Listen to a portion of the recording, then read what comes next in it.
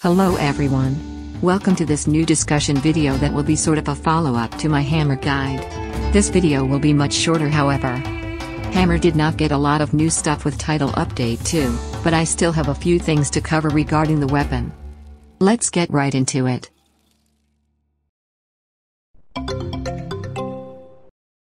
Abyssal Windstorm, the Gaismagorm hammer, is still the strongest raw hammer in the game. While weapon augments did not help it much compared to other options, it is still incredibly strong. This is always your go-to for pretty much every matchup in the game. The elemental strength hammers with affinity have a new contender for fire, the Flaming Espinas hammer, Cactus Unvetter. With exceptional slots and the hidden ability to poison, this is now the best hammer for fire matchups. It is stronger than the Anjanath hammer despite its lower attack. I've done a lot of testing and unfortunately, despite its great slots, the Violet Maizutsun hammer simply cannot keep up with the Flaming Espinas hammer. The Astalos and Maizutsun hammer are still great for their respective elements. The Gosharag hammer is the best option for ice-weak monsters and will replace the Gaismagorm hammer in those matchups, such as Rajang, Qurious Rajang, Diastra, and Zinogre. The Gore hammer is still an option to replace the Gaismagorm hammer for dragon matchups, but it has worse sharpness management. In general, the Gaismagorm hammer can now reach 100% affinity by itself, so the Gore hammer is now in its shadow.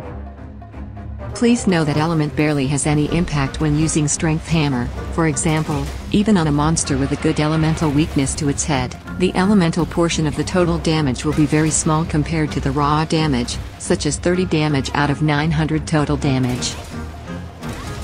This is why the Gaismagorm hammer is now pretty much the best strength hammer with the Gosharag hammer.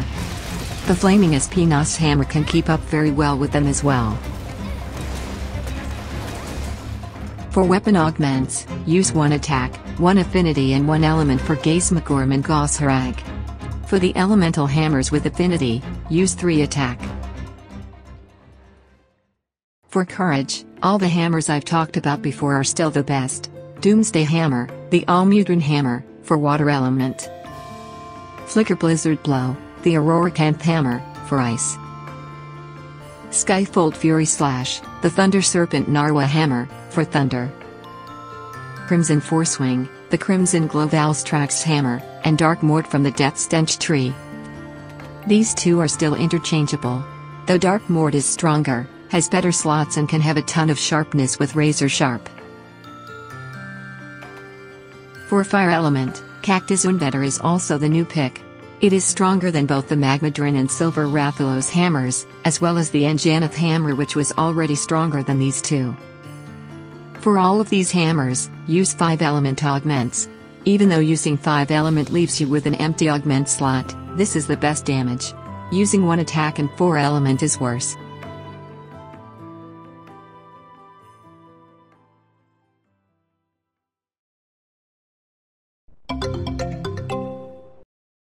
When augmenting your armor, you mainly want to get either slot upgrades, or important skills that do not have a level 4 decoration at the moment: attack, critical eye, weakness exploit, and critical boost.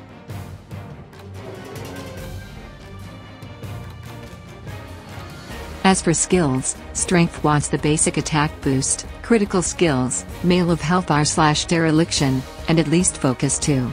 For courage, it is the same, except focus isn't necessary. Courage can use 1 point of Charge Master and Burst for additional damage.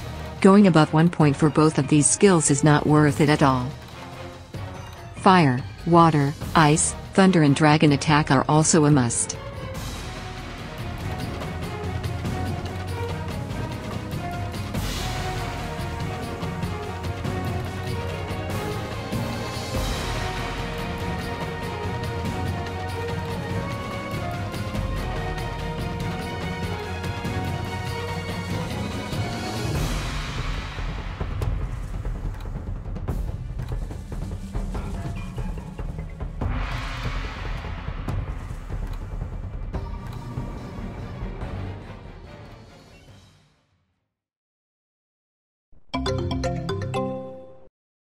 In my guide video, I said that using courage combos was worse damage than using Big Bang combo.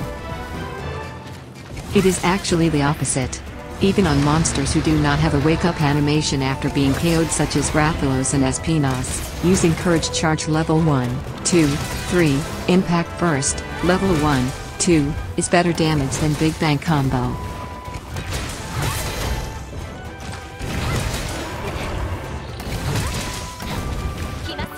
For strength, you might have noticed that I started using 2 charged Brutal Big Bang on KO'd monsters instead of Big Bang Combo. It is better damage than Big Bang Combo, but is a little more risky to use on monsters who do not have a wake-up animation.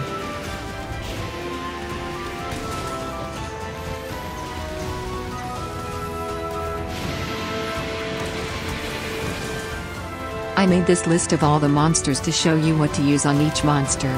Subspecies such as Flaming Espinas and Violent Mizotsune aren't there, but consider them grouped with their brethren.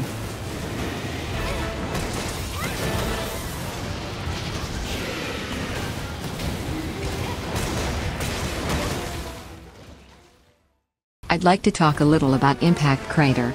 As you guys know, I never used this skill because of the bad aftertaste it left on me, being broken in Rise and the single source of good damage of Hammer in that game.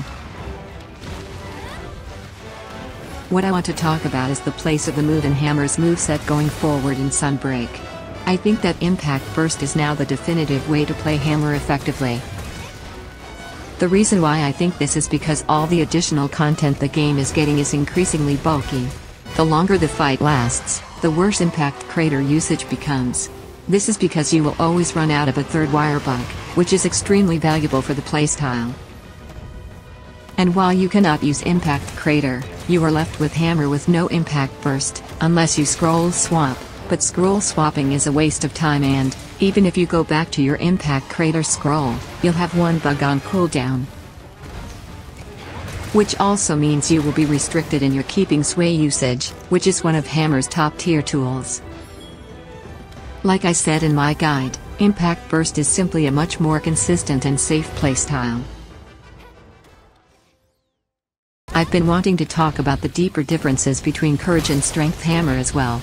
I've posted a few runs so far demonstrating how insanely strong Courage Hammer is against lower tier monsters and quests.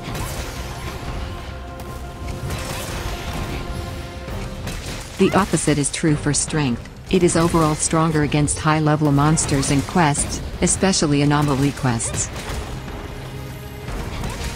The reason why is because Courage Hammer benefits from monsters recoiling from your attacks, either from regular staggers or exhaust staggers, because it can take advantage of these short openings to continue chaining Courage Charge combos.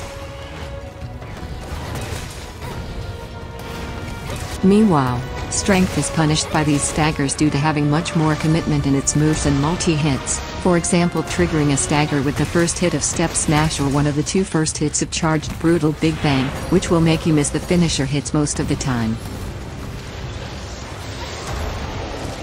Anomaly monsters and higher threat monsters such as Violent Mizotsune have much higher stagger and exhaust stagger thresholds, allowing Strength to be used to its full potential. This doesn't mean that Courage isn't good for anomaly quests, not at all, and I showed it, simply that Strength will keep up better against these monsters.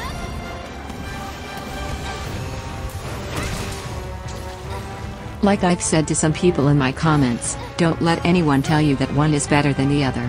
They both have their respective roles and can be good against anything. While I do think that Courage is easier to play and that Strength requires more player skill, it is still the same, amazing weapon.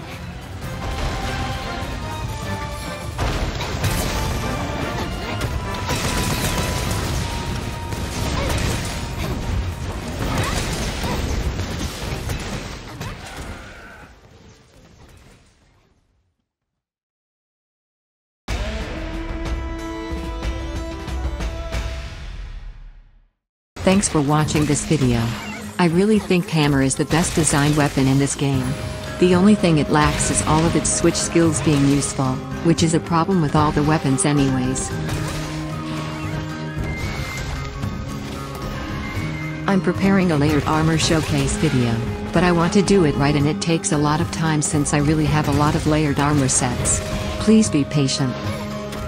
I will finish October with a bunch of Halloween-themed runs such as the Kezo and Aurora Camp ones I posted so far. I hope you enjoy these. In the meantime, happy Hunga Bunga!